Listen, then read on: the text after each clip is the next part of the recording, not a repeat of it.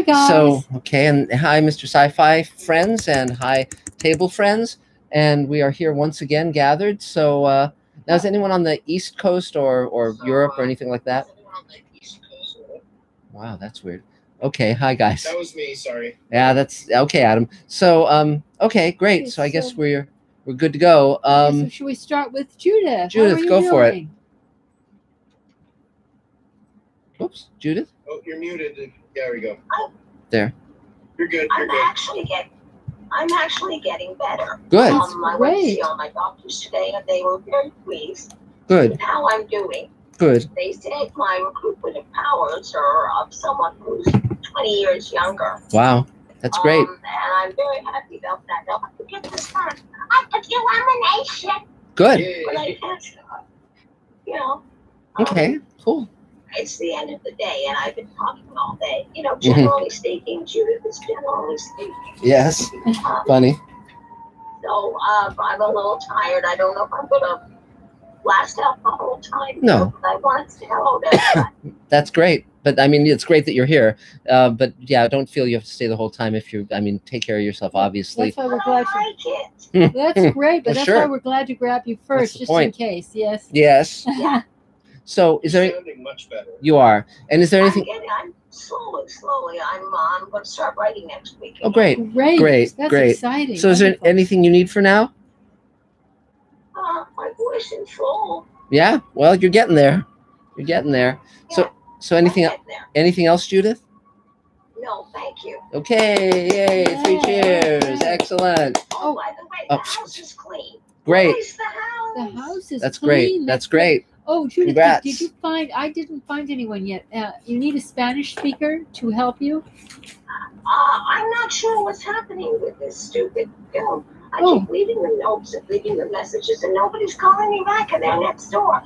Oh dear. How weird. By tomorrow, we'll know. Okay. That's Okay. great. Thank you. Okay, 3 cheers. Yay. So do we have any Mr. Sci-Fi questions yet, Adam? Not yet, but Okay. people are coming in and saying hello. Scott Baker's Great. watching. Hello, Scott. Scott Hey, Campbell great. are there. Cool. Excellent. Great. So I guess Bonnie's on the top of my screen. Bonnie, if you want to check in. Okay. Hi. Hi. I've been thinking it's August, your birthday month. Yes, 142. Yay. Yeah, coming up. Mm-hmm. Yeah, I have 2 musicals that I'm starting into. Great. And a third to transcribe some songs and music direct. And they're trying to, they will be trying to get investors. Great. And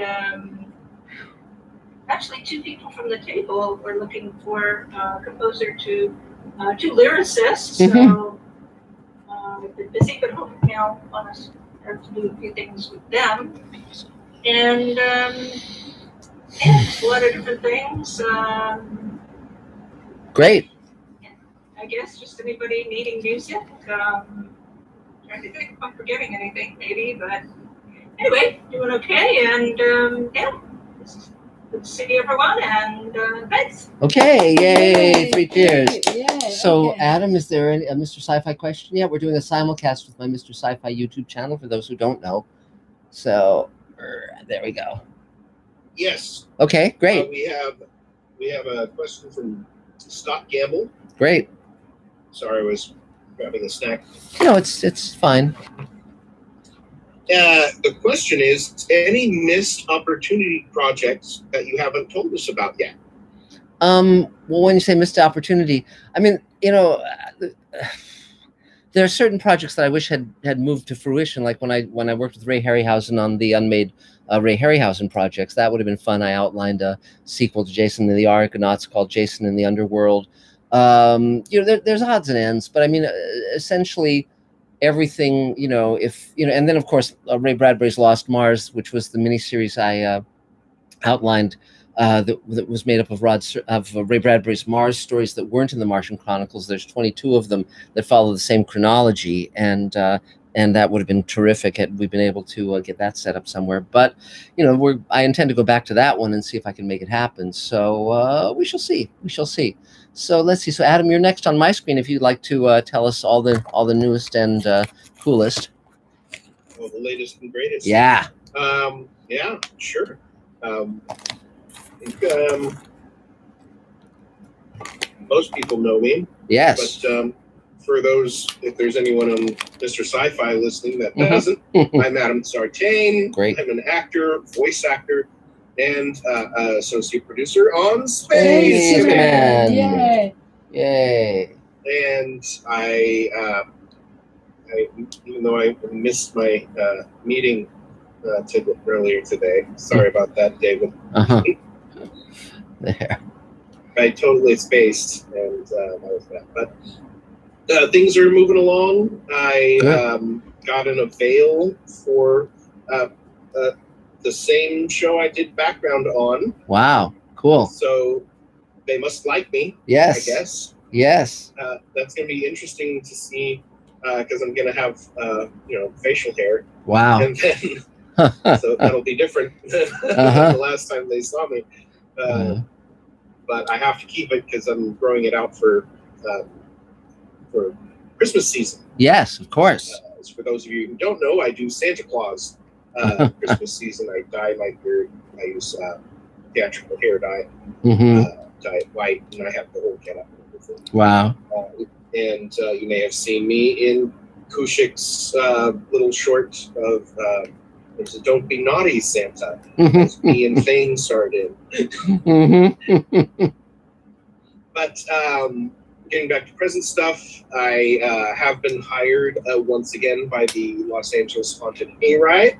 So I'll be doing some scare acting again. Great. This time as an on-call, so I'll probably won't be doing it full-time, but that means I'll have more time for other things. Projects. And, what else? Of course, this weekend, this Saturday at the Burbank Moose Lodge, I will be hosting again the Hollywood Horror Fest. So, and this year I got to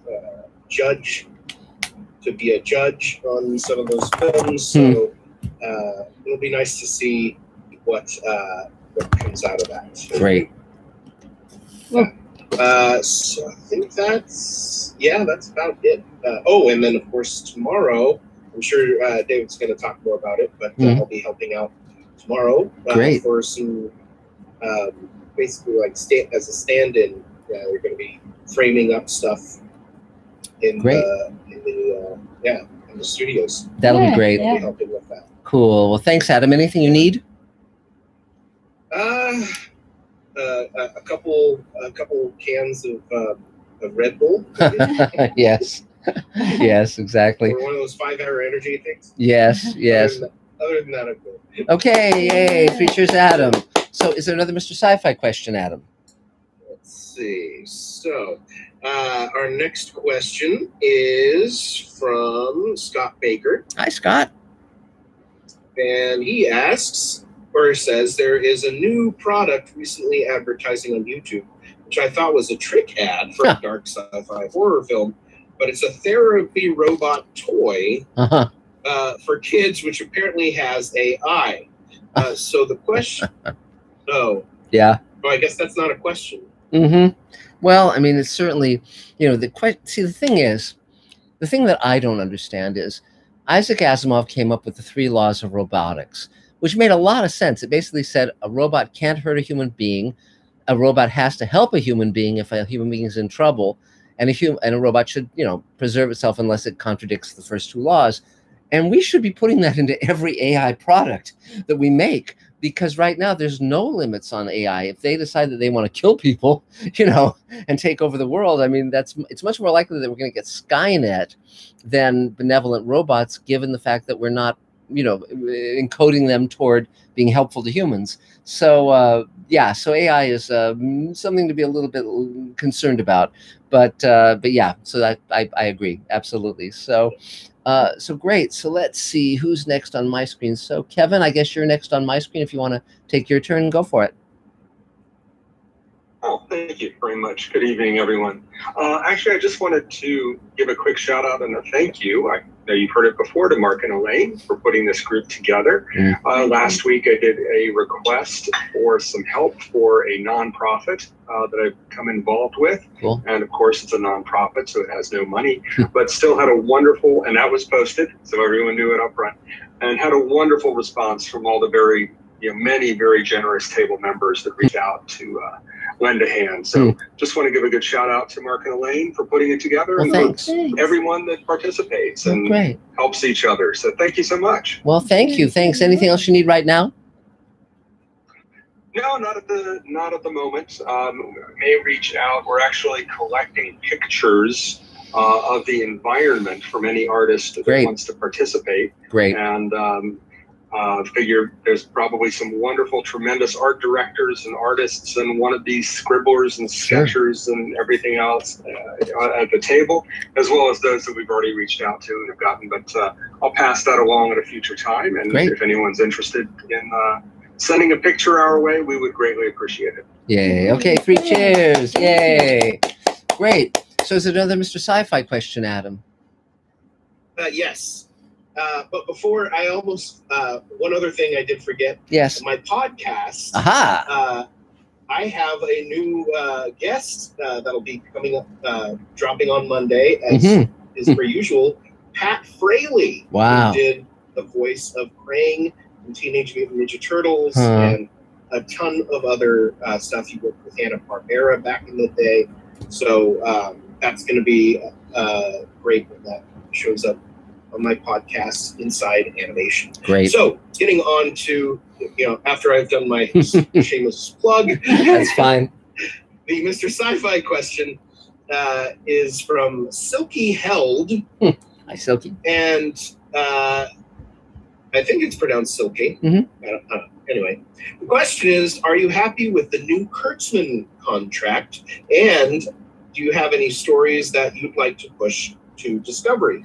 I haven't been following the new Kurtzman contract, so I don't have a comment on that. But in terms of Star Trek Discovery, it's kind of like I don't come up with storylines unless there's a possibility to utilize them. So since I haven't been invited to come pitch to Star Trek Discovery or participate in Star Trek Discovery, I haven't worked up storylines. But certainly, if I were given the opportunity to work on that show, there's a number of things I would like very much to do to, in my opinion, make this show stronger.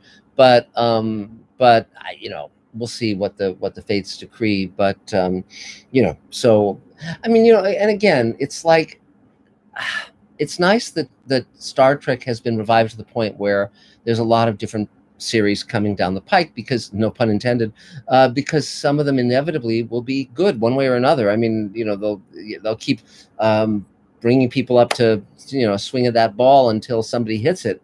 And so it's proving that it's at least a durable and profitable franchise. So so it's fine, but we'll see where all of this stuff leads. So no telling. So let's see. So Dave Edison, you're next on my screen. Well, hello everyone. I'm not looking at the camera. I'm looking at another monitor. Just let me hit save here. Sure. Just working on a pitch video that we've been doing this week, and trying to get some graphics to look decent. Anyway, so moving forward, sending out stuff for Space Command. Those of you who don't know and who might mildly care, I'm the editor of Space Command, and sending out stuff to our VFX team, and looking forward to getting episode 2 all sewn up, hopefully by Christmas, the end of the year, with one attached at the beginning to make it a 2-hour feature, probably. Yes. And we get that out on disc with a supplemental disc. Yeah, it's going to be great. Unless something happens, like, I don't know, a plague or something.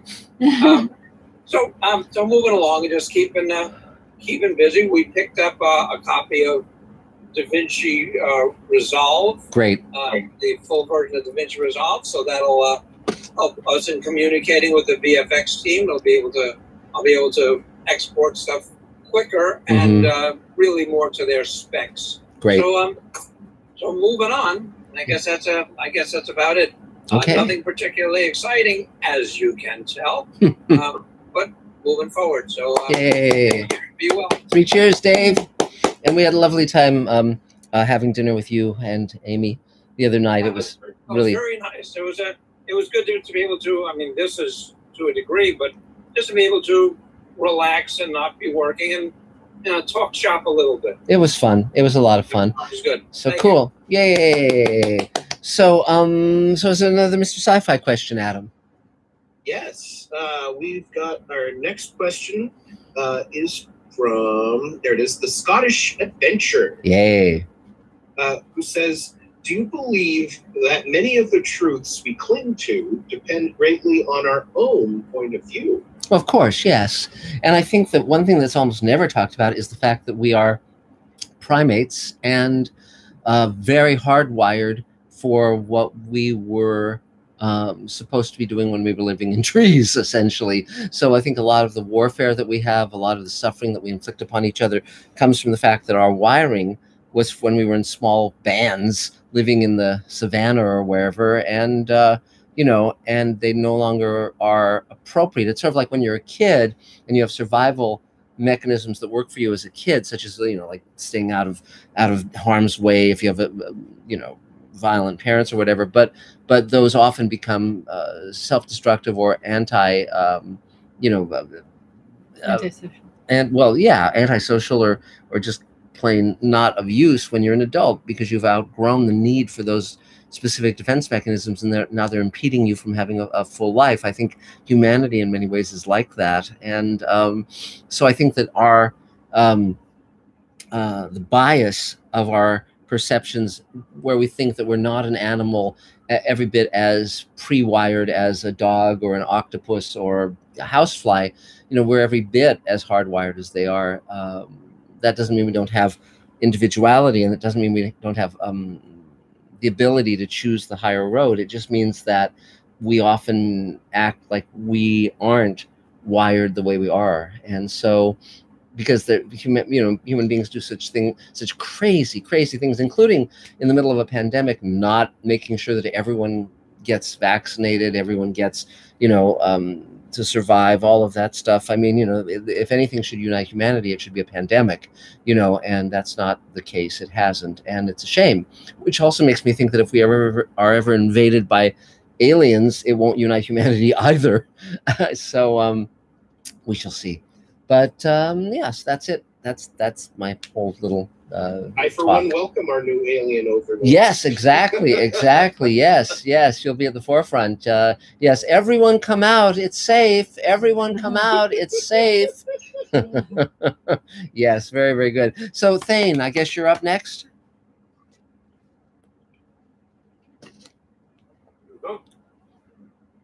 Good afternoon. I'm Thane Allison, SAG-AFTRA Prepared Director. Great. It's been one of those frustrating weeks, dealing with a variety of issues that never seem to get resolved, but we keep tracking on here. The nicest thing that happened to me today is I have a Rode microphone for my camera. Huh. And the little rubber garments that hold the microphone to the shock resistant bracket all broke kind of at once. All rubber in Los Angeles. And I took it down to Sammy's camera, and they said, "Well, we can sell you a new one, but you'll have to talk to Rode." So today, after stumbling around for an hour on the website, I finally found the phone number for Rode. And they said, "Oh, yeah, you got one of the original ones. Yeah, we redesigned that. And give us your address, and we'll send you a whole new mechanism for holding your microphone." I almost cried after a variety of frustrating phone calls all day on other matters. And, to run into a company that a human being picked up the phone, she got me to the right person immediately without fanfare or arguing. He knew exactly what my problem was, and C, he actually made a promise to fix it, and I assume it's going to be in the mail today or tomorrow. That's great. That's screws and be back in business. So great. So you know, this business is shopping and working online and so on can be great, but once in a while it's really nice to actually talk to a human being that can say, yes, we can handle that. It's true. Meanwhile, I have an audition I have to get out of the house by Saturday, and a short film that I wrote, directed, and co-starred in. Back with the editor after I made some kind, but I think important suggestions for him to fix. And he said he would fix them, so we'll see what comes back. So onward and upward, or upward and onward, or something like that. Okay, well that's great. 3 cheers! Yay! Is there another Mr. Sci-Fi question, Adam? Yes, our next question. Great question from El Johnarino, who asks, in your own experience, have you pitched more in formal business interview settings, like in a boardroom or whatever? Yes. Or conversationally, like to colleagues? It's mainly been official pitch meetings. It's mainly been where I go in my producer clothes and I meet with an executive or executives and pitch to them with the thing having been set up. Every now and then, you know, you'll mention something to someone casually and they'll say, "Oh, I'd really love to see that," or you know, etc. But no, it's been much more official. But the new way I'm doing things, where I reach out directly to my audience, and I have my own YouTube channel. This is a much more direct way of presenting content to a mass audience, and it's great because there's no intermediaries. You're not trying to jump through the hoops of people who are not on your wavelength. So, but yeah, I mean, as a professional writer working for the studios and the networks, it was very codified in terms of how things worked, and you know, so yeah. Yes, but again, you have to get good at doing that, because that's one of the prerequisites. Though there's many different ways to pitch, and there's many different ways to sell. It's you kind of just have to get a sense of who the person is that you're talking to, and sometimes it'll be someone that you know well, and sometimes it'll be someone that you've never met before. So it's you got to get really good at rolling with whatever comes your way. So yeah, absolutely. So let's see. So I guess, Galinda, you're next on my screen. Hello. I'm Galinda Bruton. Hello. Now, when I was younger, all I ever wanted to do was be an actor. Life rolled over me, and I ended up, in customer support, where you act every day. But I actually care. Yeah, sometimes that happens. Great. Now, I really, really feel like, because I thought for a while directing might be my thing, but I think writing is what I want to lean toward. Sure. So, I'm following up on advice. I'm writing out my questions for the sciencey people. I want to pick brains, and who I can message and talk to make sure I'm, when I put stuff in my stories, if the science exists, I want to be right. Yes. And if I'm making it up, I want to make it up in a way that makes sense with science that we know. Yes. So I'm, not just picking it out of, nowhere. Yes. It's just fun to write that way. But, in the end game, it's a better story if you try to, keep it balanced like that. Yes. Yes.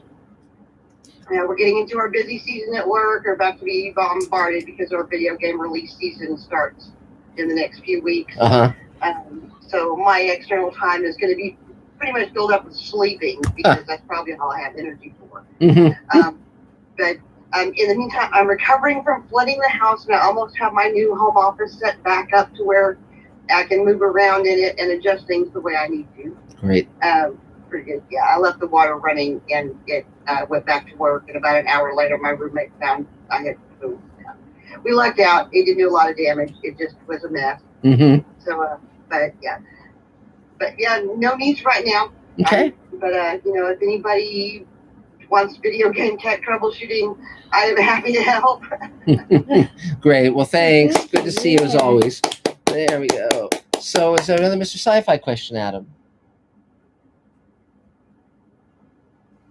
There we go. Let's see. Yes, we have another Scott Baker question. Great. Who says, you've mentioned before that you have friends, associates who are scientists with whom you consult to bring real science to your show. Yes. Might that be a selling point in your show's promotion? It is, but it's not a primary selling point. In other words, it's, you know, it's cool when I say that I talk extensively to people at JPL and NASA and so forth, and the U.S.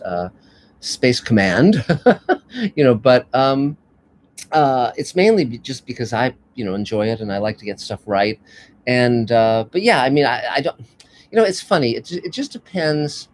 Some people are science geeks and some people are science fiction geeks, and a lot of people are both science and science fiction geeks. And again, it's all about finding the people who love what we're doing and want to buy it, want to spread the word, want to, you know, promulgate it to the world at large.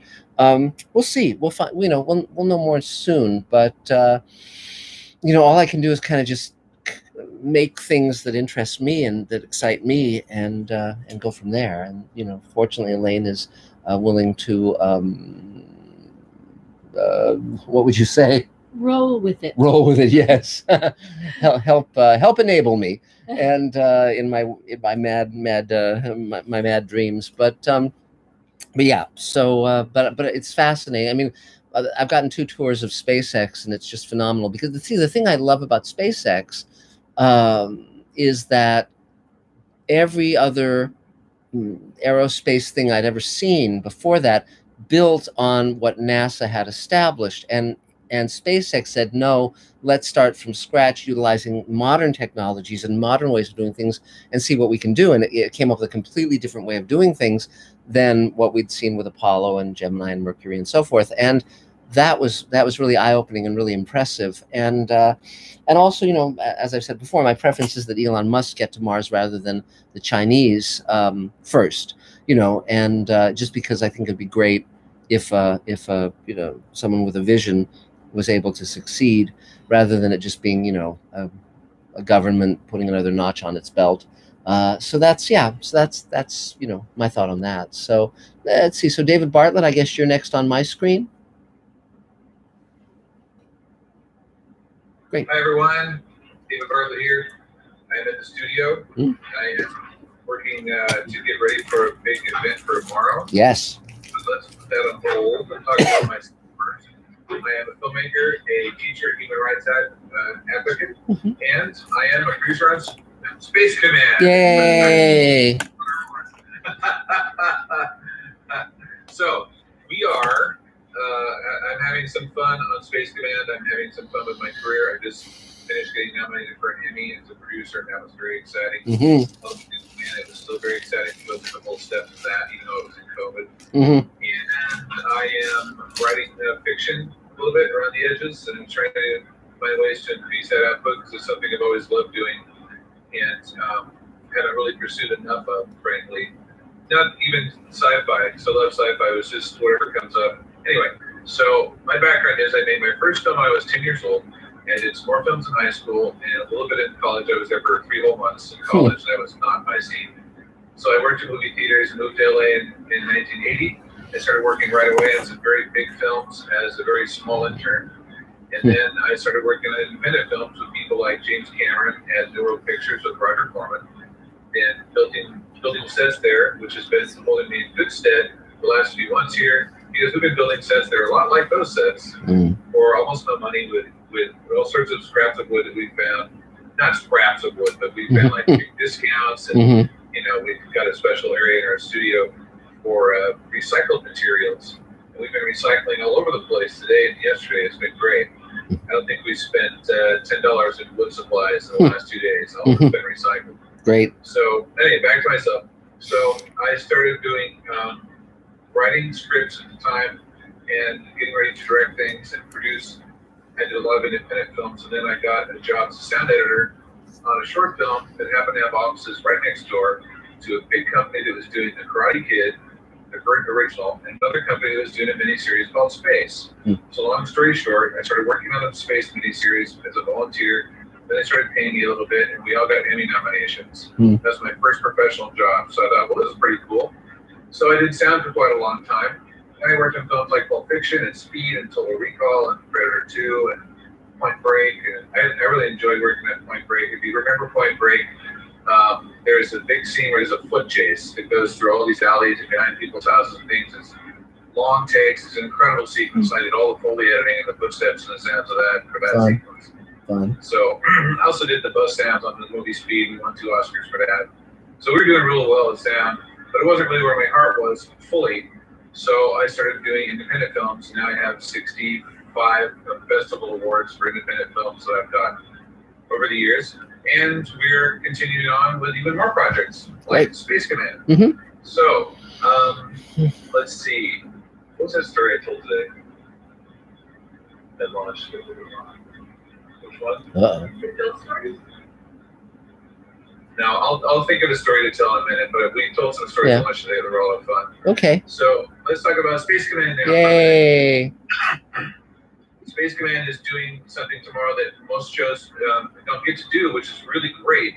The directors and the producers, me and Mark and Elaine, are coming to the studio, and we're going to go through about 7 scenes with all these sets that have been repurposed over the last few years, the last few months especially. And we're going to stage with actors like Adam and some others that are coming to volunteer, and they're going to actually mark through some of the scenes with what does a futuristic cafe look like? How many tables do we need with people in them? You know, what kind of an image can we have outside the window on a green screen?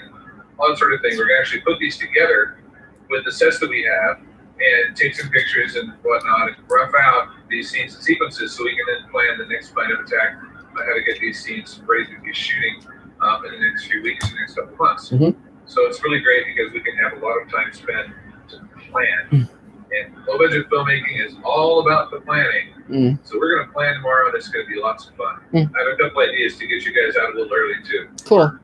So that is what Space Command's up to, along with delivering all the DVDs and Blu-rays at Christmas, and along with the shooting that we're doing on the Haunted House section, which is Elaine's coined phrase for the alien spaceship sequences in episodes 3 and 4, 103 and 4. And that's going to be lots of fun too. So there's all sorts of sets being built, there's all sorts of prep being done, and I'm busy all the time. So if you want to work on Space Command, I'm the one to ask. If you want to volunteer on Space Command, I'm also the one to ask. So I can take all comers at this point. We have budget and time to do both. So if you're interested, especially in art department things, of painting things and casting things and building things, I'm doing a lot of that right now. We're also doing a lot of fulfillment for a Kickstarter campaign that we just finished.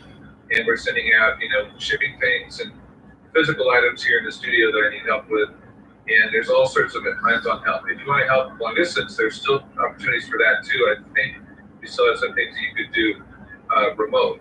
In fact, my personal assistant on this project is in the Dominican Republic. We have people in the UK and people in Bolivia, and they're all over the place. So you can help if you're not here in town.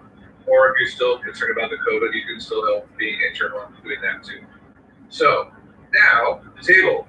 I am also handling the table email. So if you are new and you want to join the table email, you can write to me. You need to get a full first and last name with an email that is not Yahoo, and send it to me at my address, and I will give that to you guys in a second here. And I'll get you set up. It's very simple, very streamlined, and we're having a good time with the table email. It's growing all the time. It's over 2,000 people now. We have 2 different tables. One is the table that is what this is, where you talk to each other about your careers and what you can do to offer help with people. And we had a lot of people volunteering to help with us tomorrow, really more than we really need, which is really a great response. So I want to thank everyone for that. And then you can also find out what people might need help from you and you can help work with them on their projects. And there's another personal table where it's like, I need an apartment to rent. You guys, know what I can do about my dog and things like that. And that's also a very helpful, powerful thing to do. Because table people are, for the most part, pretty trustworthy. And I think everyone is a nice person that I've encountered. And it's a really nice, tight-knit kind of group. So that is the table part of it. So with that said, I think I'm going to go sign off. Great. And go back to work and finish what I was doing before the call here. Great. And I'll see you guys next week. Okay. Yay. 3 cheers, David. Thank you. So is there another Mr. Sci-Fi question, Adam? Yes. Our next Mr. Sci-Fi question is, sorry, I have to type a response. There we go. This is from Jack Perron. Hi, Jack. And the question is, have you ever listened to any of the space folk songs Leslie Fish and Bill Sutton produced? And if so, have you ever considered having her singing something? No, I haven't, so I could check that out. Yeah, I'll check it out. Thanks for the suggestion. So, okay. I can send some to you. Carmen Miranda's Ghost is probably the most famous one. That's Carmen funny. Miranda's Ghost is haunting Space Station 3, etc. That's funny. Okay, that's great. So, so Nina, you're next on my screen. So if you want to.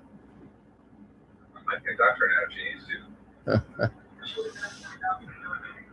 Let's see. Hey. Hey. Okay. I'm using a phone for sound because my sound is so offensive. Okay. When we do this, so we figured it out on one of the Zoom things. Great. So hi, everybody. Good. I've been working. I've Great. been singing. Yay. Yay, okay. A lot, so that's why I haven't been here. But I'm here today, yay. And I have a couple. Yeah. Okay. Okay.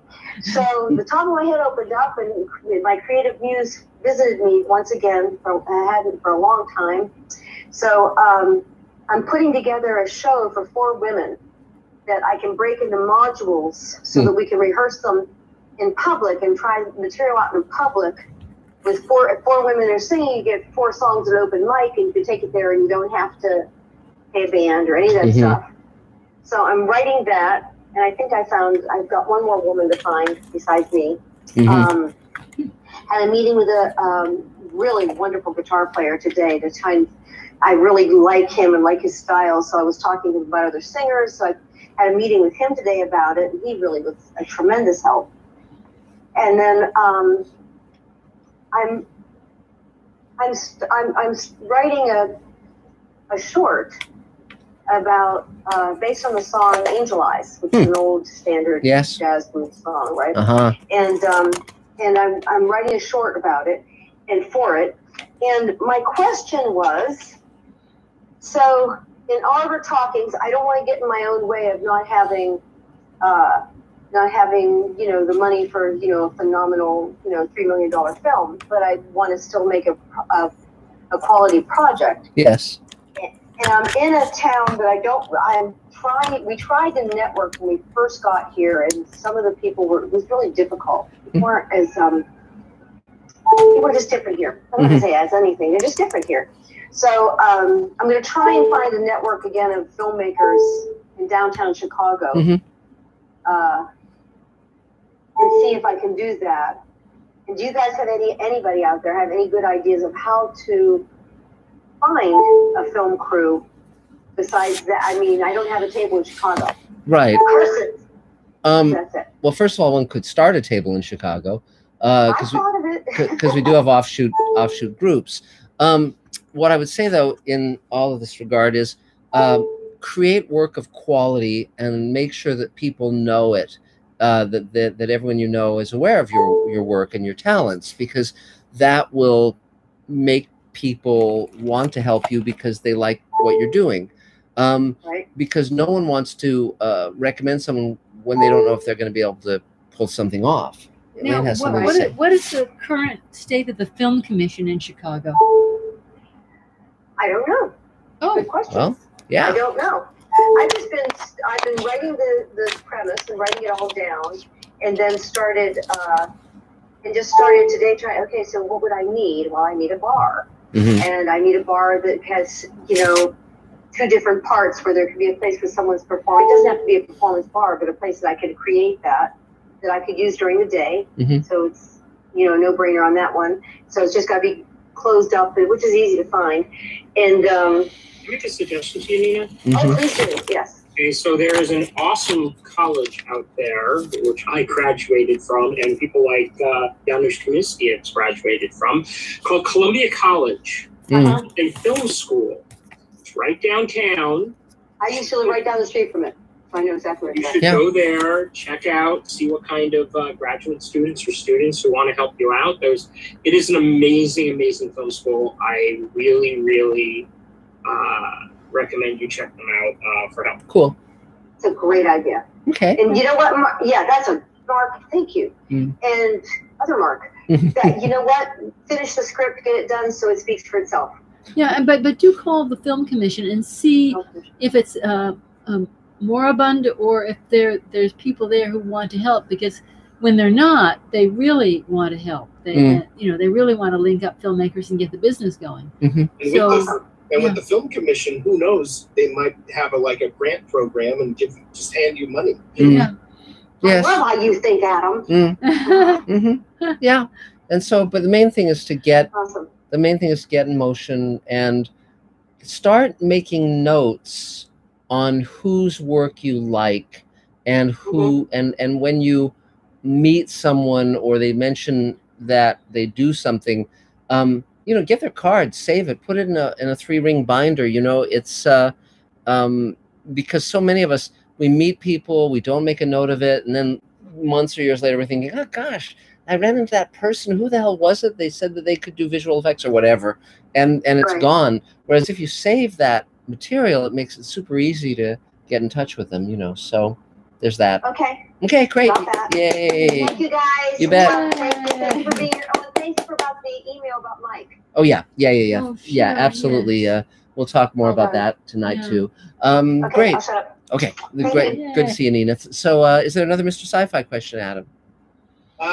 Yes, there is a Mr. Sci-Fi question from our very own Thane Ellison. That's funny. His question is, he says, 45 years or so ago, my sons conned me into watching a sci-fi movie. I remember the spaceship was an old-fashioned square sail ship, similar to the hand-blown glass figurines they sell in Mexico. And I think it was a Japanese film. Wow. Any clues on to what movie it was? I'm not that educated on Japanese science fiction films. I mean, there's a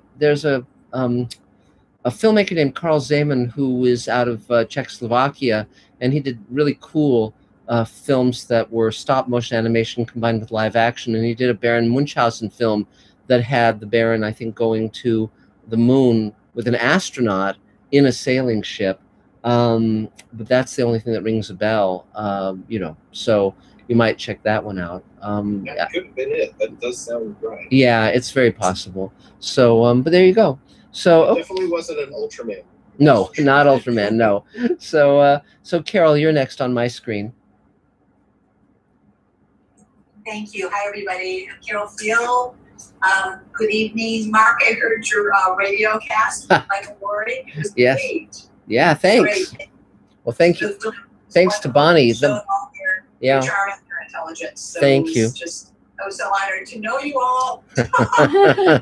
Yeah, it's well. I enjoyed your singing group, but what I can offer you is, I don't know if my old, I had an agent in Chicago for a while, Shirley Hamilton. Did a really big agency, and if they're still around, she might be able to, she'll know everyone in town.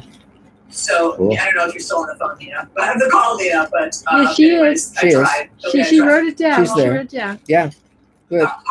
She wrote it down. She wrote it down. Oh, okay, good. I know I'm wearing all these different pairs of glasses because they're so weak. What did I have to say? 1, 2, 3. Okay.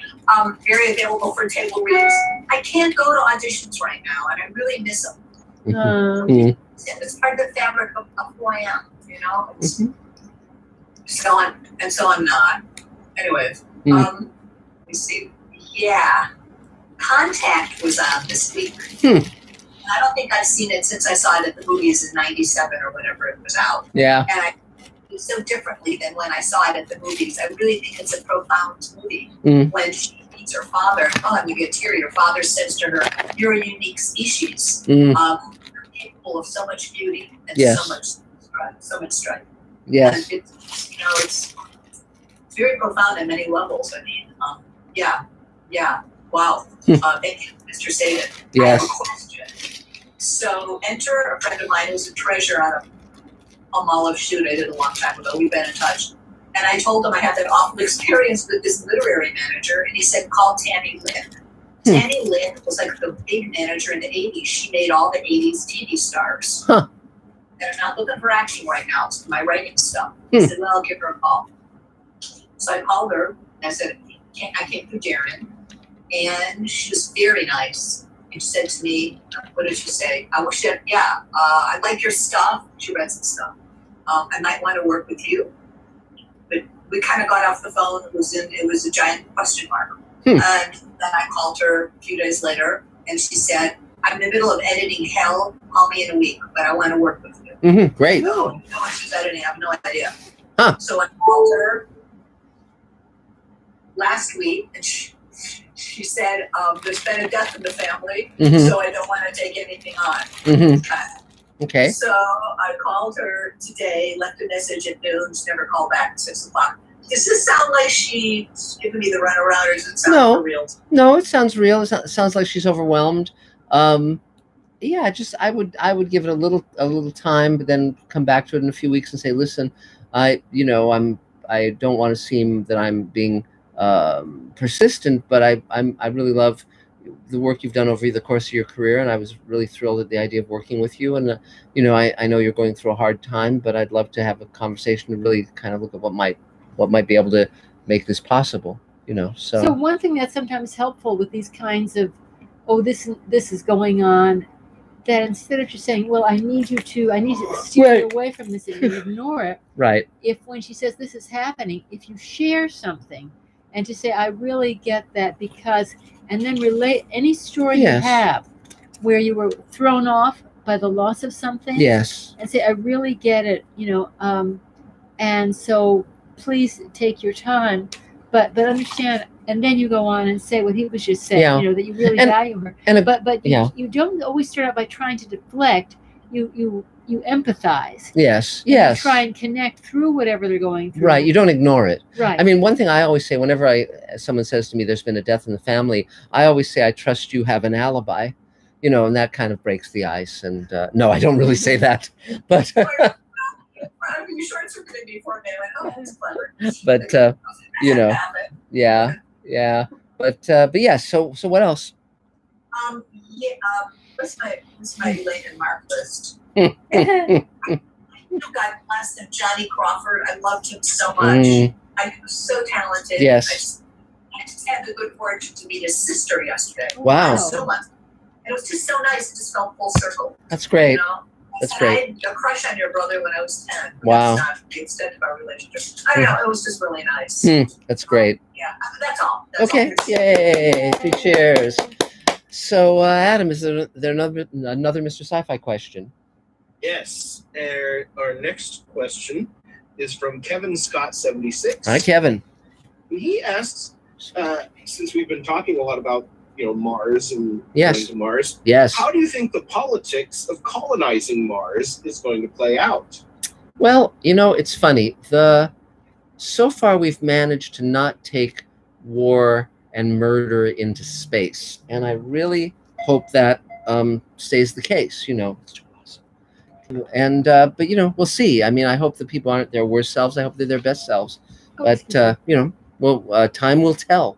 Time will tell. So, okay, let's see. Mark Gushwitz, you're next on my screen. Unfortunately, we're in the middle of the table. Hello. So it's been an interesting day as North Hollywood decided to shut down the electricity on our streets today. Oh, no. Me and my cat's been sweating it out with not only no air conditioner, but no fans in the valley. But thanks so much. Wow. Somebody needs to explain to me California logic. Huh.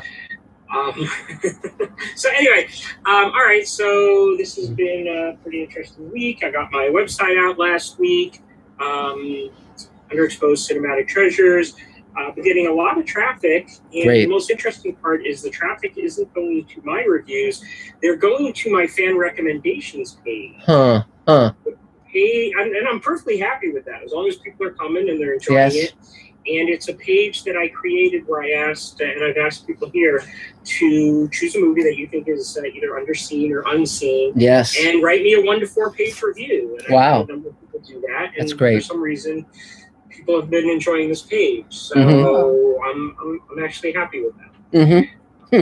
That's the point. The point of the website isn't to say, hey, look at Mark's reviews. It's to say, hey, check out these unseen movies. Neat.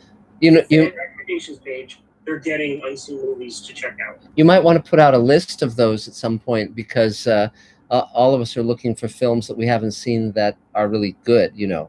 And I was just thinking it'd be interesting for me. I could do 2 lists. One would be films that I love that many people maybe have not seen, but a lot of people have. And then there's, of course, the other category, which is films that I love that very few people have seen. And that's, you know, like, I mean, Tarkovsky's Solaris, for instance, or Robinson Crusoe on Mars, which we've talked about, you know, etc. Or the ones he thought he loved when he was a very small boy. Yes. And then you see him as an adult. And, yes. And felt he perhaps had been an error. No, I don't feel that. Here's what I think. Kids, you know, kids don't look to something and say, oh, well, that visual effect shot is poor or whatever, generally.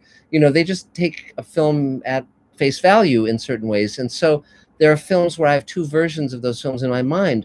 The one that my child mind embroidered upon and made really cool, and then the one I see as an adult where I see all the flaws. You know, Atomic Submarine is one of those, and Creation of the Humanoids is another. And so I actually often have 2 totally different versions of the same film in my head. And both of them are perfectly fine to be what they are. So, but anyway, we digress. So go ahead, Mark, please.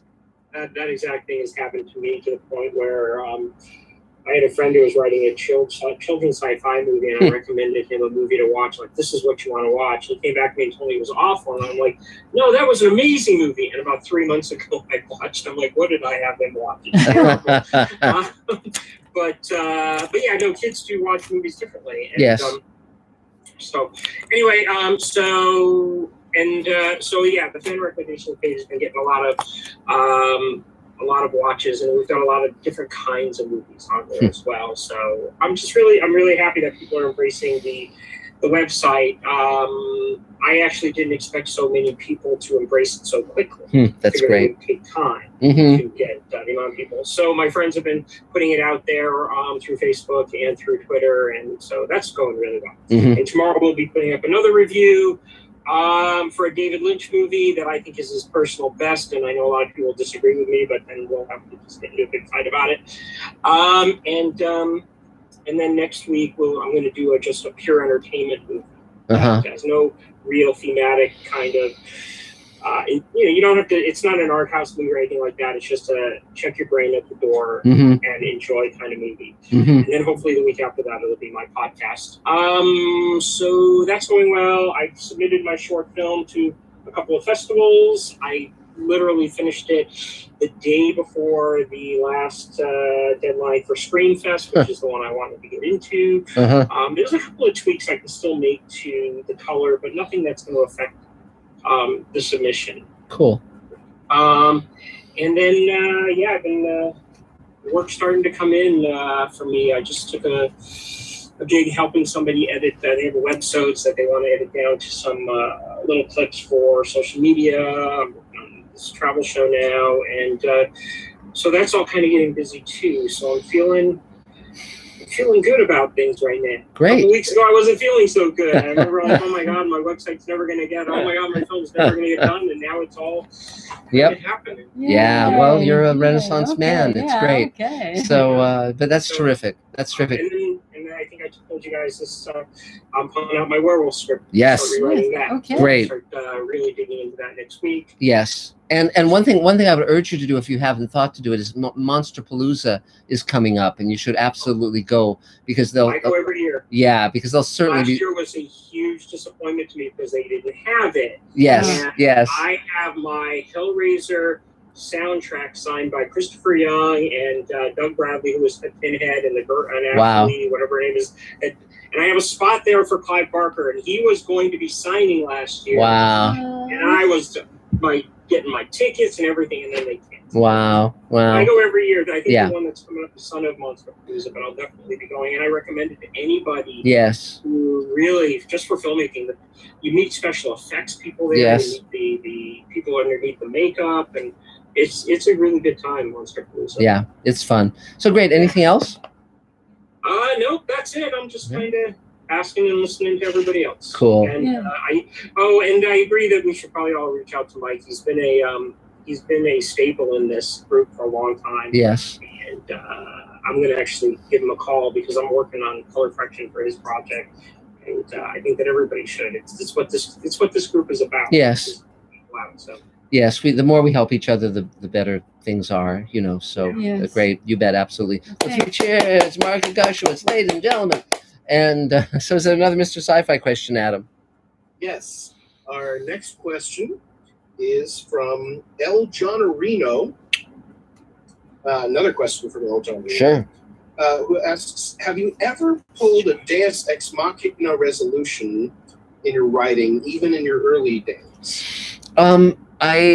It's funny, the best Deus Ex Machina of all, of course, is Raiders of the Lost Ark, where God actually does show up at the end, you know, and saves the day. Yes, yes. And have we done any Deus Ex Machina? Rarely.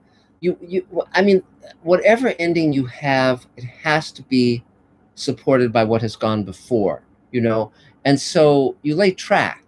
And so I would never pull a rabbit out of a hat. I wouldn't have it be, oh, they wake up and it's all a dream, or, you know, anything like that. You know, and obviously, unless you've established the gods are real, like in Jason and the Argonauts, you don't want the gods to show up at the end and, you know, save the day. So, you know, I'd have to really go back through my my filmography and see. But offhand, I don't think so, because I don't really believe in cheating your audience. You know, you have to play fair. You know, so that's my thought. Yeah. So let's see. So I guess Nicholas, you're next. Nick Repetto. Hi everybody. Can you hear me? Yeah. Loud and clear. Okay, great. Hi. Nice seeing everybody. My name is Nicholas Repetto. I'm a composer here in Los Angeles. Been a table member for a while now, and I just came back. I've been busy since I think late February, and I just finished a 2.5-hour fantasy adventure epic trekking movie, and I got to write music for a la John Williams, so this is a composer's dream. And it's being for me in the final mix soon at Warner Brothers, and they're doing the mix over there, and hopefully it'll be on HBO Max, maybe. Yeah. We will see. The director's working on that. So that's been fun. And we got to do 3 live recording sessions, and anyway, it was a big fun. Got to travel all over the country to record these people, like choir and orchestra. How fun. During COVID, which is always interesting. Yes. I also worked on a feature for a table member named Dave Rosenberg. I don't know if you guys know him. Sure. We did The Reunion. That's a film, feature film about the main character stands up to his high school nemesis, a bully, and now it's doing well at the film festivals, and he's looking for distribution for that. So cool. And then I found out recently there was a short I scored in 2018, which I totally forgot about. Won a Best Original Score last month, Independent Shorts Awards, which I've never heard of before. So that was a cool surprise for the director and for all of us. And right now I'm working on an indie horror film called Spider. Really talented director, and the score is actually going to be comprised of scissor sounds. Wow, paper. That's fun. That's fun. So I'm trying to. I would go from orchestral things to now cutting paper and making something out of it, which is always the fun part of being a composer. Yes, there's a score you might want to check out. There's a score you might want to check out. Jerry Goldsmith did an amazing score for a Twilight Zone episode called "Nervous Man in a $4 Room" that had sounds like scissors. It was really great. It's a very jazz percussive score, and it's a beautiful piece. You know, so yeah. It's the same thing with Planet of the Apes. Yes, very much so. It's tonality and like music concrete, which is what I'm going for. Yeah, like, yeah. No way to, well, it's especially when it's like indie and low budget stuff. Well, it's very fun because the composers who worked on Twilight Zone, they had a much smaller group of musicians, but still were able to do an amazing job. And you could see them trying out different motifs that then would appear in their features, as you said, like with Jerry Goldsmith or with Bernard Herrmann, where he does, you know, a score using a lot of like electronic sounds and things like that. And then you see Fahrenheit 451, and it's very strongly influenced by some of the stuff he was doing on Twilight Zone. So really, really interesting. So yeah, absolutely. So anything you need? Fantastic. No, I'm just enjoying everyone's conversation here, and if everyone needs music, I'm available. I always get table-friendly rates, of course. Good. Yeah. Great. Like I did with Dave at Dave's Groovy and stuff like that. Cool. But that's all. I just wanted to say hello. Oh, and one question I had. Sure. Are we having the future meetings at the Murray Calendars anymore? No, or is that no. We're going to be meeting at Patty's restaurant, which we used to meet at years ago. It has a new manager, and they've invited us back.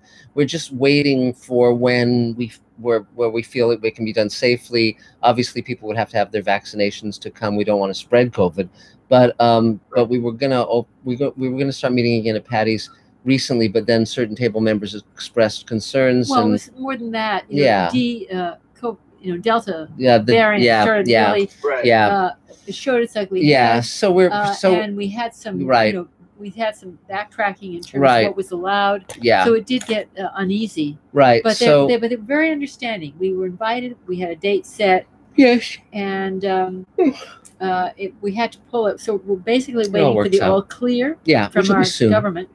And but unfortunately, Patty's changed manager. Yes, and they just didn't. When Patty's changed management, the old manager, who was so great. He was great. He tried to get them to take us back, but no. But they because he moved to a different, different one. I think in Lancaster or something. And no, they just didn't want the work. So different people. Yes. Well, keep your fingers crossed. Hopefully, we can meet in person again. It would be great. Yes, that would be great. Okay. Yeah. Well, thanks again, Margaret and Elaine. Okay. Yay! Three cheers. And so, is there another Mr. Sci-Fi question, Adam? Yes. Our next question is from a new commenter, Neville Trillion. Hi, Neville. So, welcome, Neville. Neville says, "Hi there, I'm an aspiring sci-fi writer from Canada. Great. And was wondering if you could give me any advice on breaking into the industry, specifically Star Trek." Star Trek is very, very difficult because, they publish the Star Trek novels. So there'll be an editor who specifically oversees that. Writing a Star Trek movie or a Star Trek TV episode on spec is a very, very dicey proposition. It's better to sort of come up with your own universes and your own characters and just do that, frankly. But what I would urge you to do when the pandemic is over is go to the science fiction conventions where the book editors and the book writers and the book agents go, which is the World Science Fiction Convention and the World Fantasy Convention. I would urge you to go to those because you can meet the editors, you can talk to them, and it changes the equation radically. Additionally, if you want to learn your craft, the Clarion Writers Workshop is the best science fiction writing workshop anywhere. I highly recommend it. Most of the major science fiction writers of the last 50 years have come out of Clarion, including myself. Beyond that, the trade journal for the science fiction industry is called Locus, Locus, and I would urge you to subscribe to it because it tells you who's doing what. And I mean, just basically educate yourself about the genre. And because again, that's, science fiction still is a small community of people who really love science fiction. And And then again, it depends on whether you want to write for TV, film, or books. You know, books are the least expensive to make, so that means that has the greatest opportunity of success as of being a writer and succeeding, because you can even put your own stuff up on Amazon. Film and TV are extremely expensive to make, but if you want a career in TV, you know, go where the television shows are made, not when they're shot, where the writers' staffs are. So that might be Vancouver, it might be Toronto, it might be LA. But, you know, it's, you know, yeah, and also depends on if you want to be a writer, director, writer, producer, or just a novelist. And those are all different tasks. Additionally, in science fiction, you can make a name for yourself writing short stories and novellas, which is not true of most other genres nowadays, but that's still true in science fiction. So that's another way to kind of put yourself on the map. There are certain science fiction magazines that are published online, and it's worth checking those out. Clark's World, there's a number of them.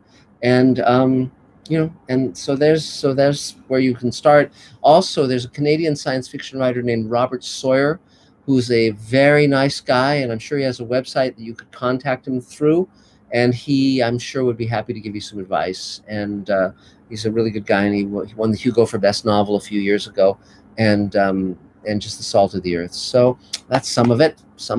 So now, Satya, I guess you're next on my screen. If you're there. Are you there, Satya? Yes, I am. Yay! Hi. There you are. Hi. I was on my phone and writing all the, typing on my phone, everything you're saying. So great. Sure.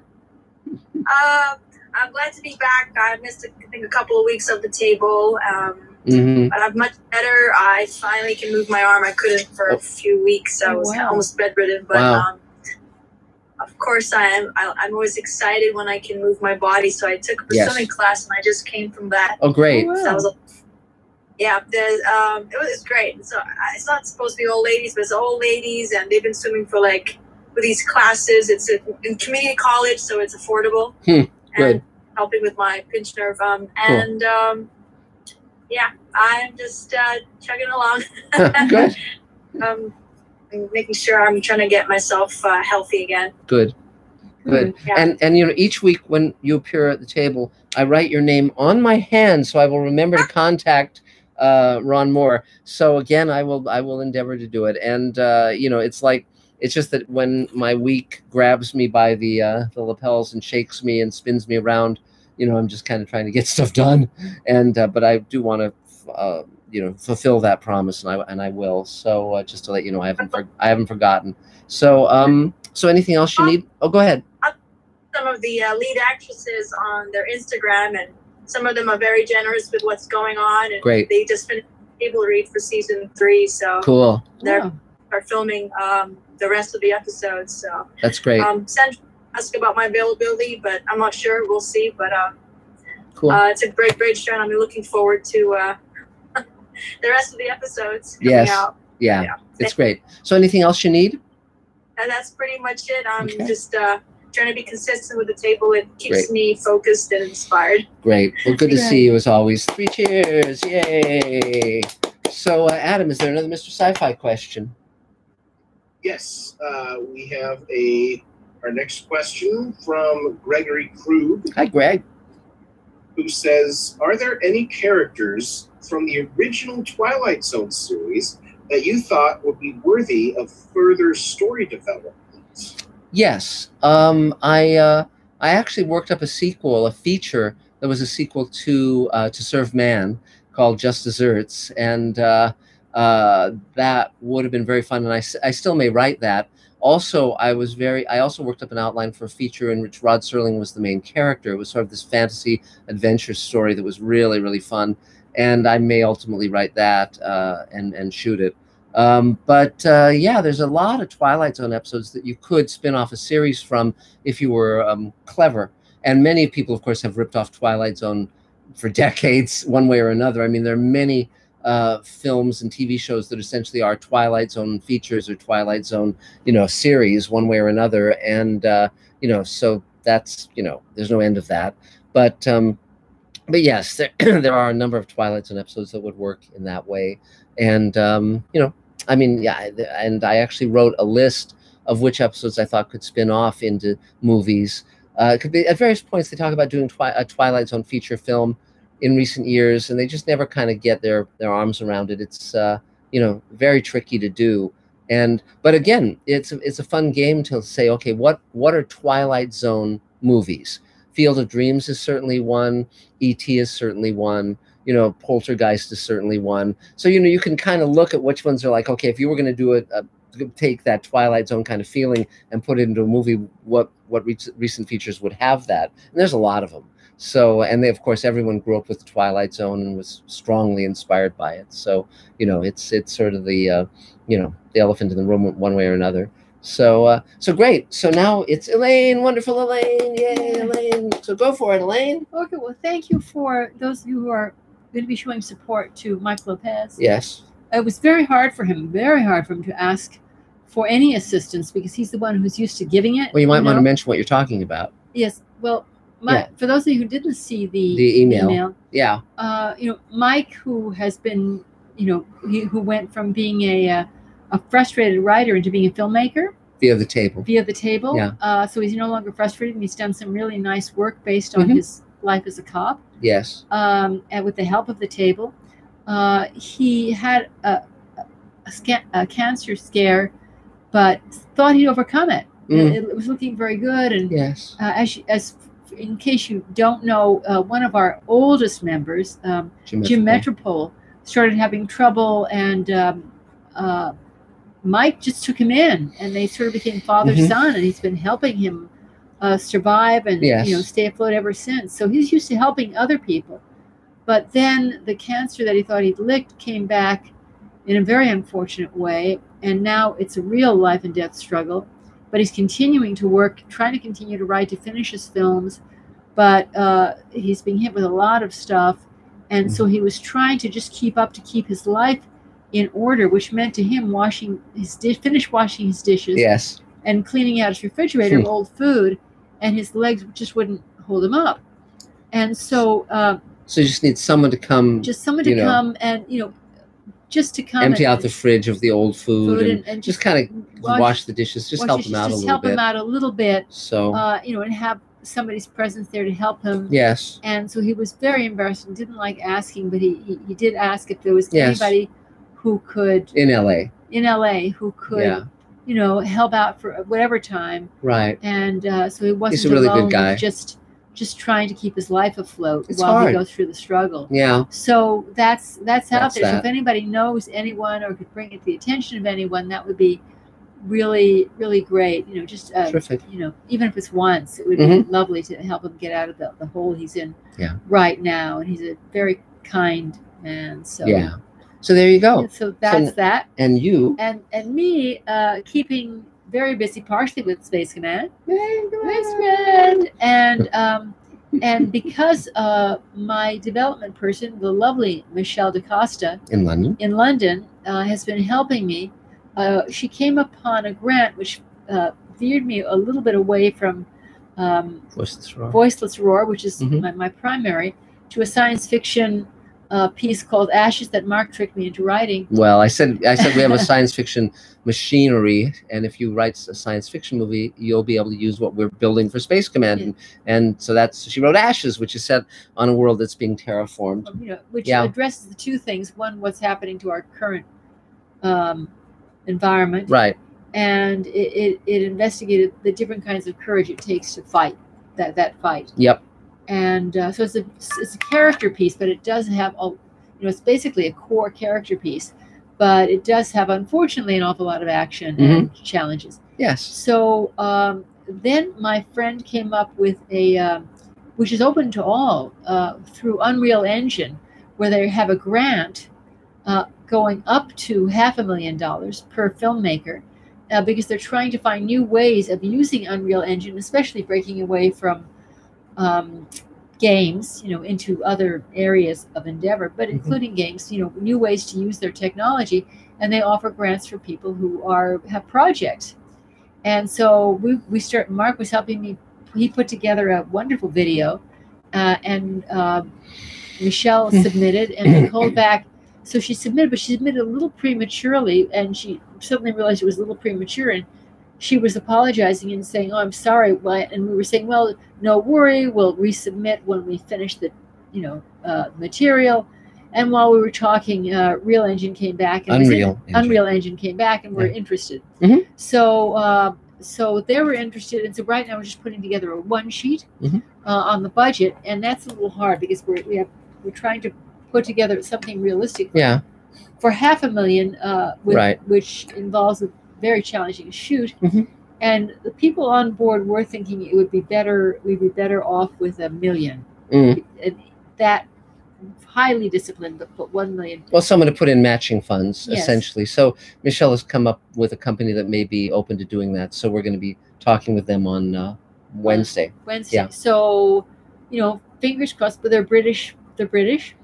And they've done a lot of major films, and they have huge studios. So whether it be here or there, or if we can actually get our hands on that much money, we'll find out. But it's interesting. Right now we're on the vast money hunt, but it's also exciting, because we've got a lot of help. And if anyone knows anything about budgeting or budgeting, especially with heavy VFX, put us in touch. That's what we're trying to get, a reliable, not a full breakdown, but a reliable top sheet. Yes. Okay. So that's anything else? That's it for now. Okay, yay! Features Elaine. So is there another Mr. Sci-Fi question, Adam? Yes, I believe we have one more question. Excellent. No. So, just a second. Back. There it is. Our last question is a Scott Baker question. Yay! And he asks, how often do you meet actors who have no interest in altering your writing or offering opinions and just want to take direction as you give it without question? Well, see, I don't view myself as being in an adversarial relationship with my actors. My actors are my partners and my collaborators. Elaine has the same view. And so I always make it clear, we always make it clear that they can ask questions, they can give suggestions. Ultimately everyone has to recognize that we're in charge, but we don't sort of rule with a heavy fist. And so we never hire actors who just use the script as a point of departure. There are stars who do that, but we don't choose to work with them because it's we craft our scripts very, very carefully, and there's a reason why every word is there. But if an actor says, well, can I say it this way instead of that way, if it's the same difference or if it's better, we go, yeah, sure, of course. And so again, we're not threatened. But I remember though, Richard Matheson told me about, he wrote all these Roger Corman films that were adaptations of Edgar Allan Poe stories, and Peter Lorre was in a number of them. And Matheson told me that Peter Lorre always would just kind of divert himself. He would do his lines. They were sort of around the shape of what he was supposed to be saying, but he would kind of go off on a tangent. And he said, but he was so lovable, you couldn't help but forgive him. He was just such a great guy, and that was really fun to hear that. So, but yeah, we and some actors are very, very good at suggestions. There's like Robert Picardo's terrific, and his suggestions are always well thought and really improve the material. So but there would be some concern if an actor just wanted to keep his head down. No. And just do what we said, because you really count on a performer, an actor, to bring their own truth. Yes, and even if they're doing the lines exactly as you wrote them, there will be a conversation of like, okay, here's what's going on under these lines. Here's what the character's feeling. Here's where he's come from and where he's going to. Right. And it doesn't matter to me if I'm asking an actor to portray fear of loss. I don't care if what he's drawing upon. Yeah. As long as it's an honest emotion. If he's drawing upon an honest emotion, if that honest emotion in that moment means that he's going to shout the lines or whisper the lines, or none of that matters. If it's what he's really feeling, the truth is in his eyes, and and that's what counts on the screen. Yep. So now it's me, wonderful me. It's my turn. So well, we are, as Elaine said, pursuing the Unreal Engine dough. and hopefully we can reel it in. And so we want to do Ashes. We're getting ready. We're almost done with 102, the second hour of Space Command, in terms of being able to make the DVDs and Blu-rays and ship them out to everybody. We're working also on 103, the third hour, which we've shot. We've been putting together bits and pieces of 104, the parts of it that we've shot. These are episodes of Space Command. They're ranked in 2-hour increments, two episode storylines that form a larger story. We are anxiously awaiting the material from Jonathan Frakes' Thunderbirds movie that I bought to add to our Space Command control panels and throttles and so forth, and so that's winging its way from England as we speak. Beyond that, I'm waiting to hear back notes from my publisher on the book Greenlighting Yourself. I've been doing a number of fun interviews like Coast to Coast. Coast to Coast is particularly hard because I'm not a night owl and I'm on from 10 to midnight, and so I really have to keep my focus. And Bonnie was great because they required a landline and Bonnie offered hers, and it was really great fun to go to her place and just hunker down and focus on being on the radio. And though they are going to be sending me an air check, what's called an air check, it's a recording of the broadcast. Though the next day, an older guy in the neighborhood came up and said, "I heard you on Coast to Coast. You were great," which is nice because, you know, from my side of it, I'm just trying not to sound as tired as I am, not to sound as like, you know, mentally floaty as I feel, to sound like I'm really on my game. It takes a lot of energy and a lot of focus, but I'm glad I'm able to do it. It's like being able to you know, make a cat talk or something. You want it to be able to really deliver. So so beyond that, we're working on the Showrunners Network. Dave and I are putting together a video to help promote that, because our you know, our funder finder person is going after $39 million for that, because it's 6 shows, 6 pilots that we are embarked upon. Let's see what else. I mean, it just keeps going. It's you know, our days are full of excitement. And tomorrow, as David Bartlett said, we're going to go to the studio and move sets around and figure out some stuff. And then yesterday, for Angelique's birthday, Angelique is our coordinator on Space Command and many other things. We took Angelique to Disneyland for her birthday because she had never been. She's from Ohio, and I got to see Star Wars Land, which was really fun. And Elaine and Angelique got to pilot the Millennium Falcon, which was definitely an experience. And it's just great fun. Well, I'm wearing this is you know, my shirt from Star Wars Land. It says Black Spire Outpost, and it was cool. It was definitely cool. And the other Disneyland rides were great as always. And I talked to Angelique about the rides that are no longer there that I loved very much growing up, like the Rocket to the Moon and the Inner Space ride and the House of the Future and Carousel of Progress. You know, those were all just wonderful. And I always used to joke that they shouldn't have torn them down. They should have just like set up a separate park called Codgerland, you know, and then we would all go to that one. And but I do have the audio tracks of a number of those rides, and those are really, really terrific. And so, you know, did you guys have any blue milk? No, we didn't, but I would have been game. I certainly would have been game, and maybe next time I'll do that. But it's really good. It's like a smoothie. Wow, really? Yeah. Next time, well, if I'd known that, I would have ordered it, Adam. So next time I'll definitely. Yeah, you should have asked me. I know all kinds of things about Wow, that's fun. Well, that's next time I'll do that. Absolutely. Yeah, but it was still terrific and very, very, very fun. And you know, so yeah, so that's what we were up to. And but I mean, the main thing now is just getting everything to move forward, getting everything to be completed, you know, just continuing forward. And it's a fun time. It's a fun time. It's a real interesting challenge to put together a video pitching the Showrunners Network.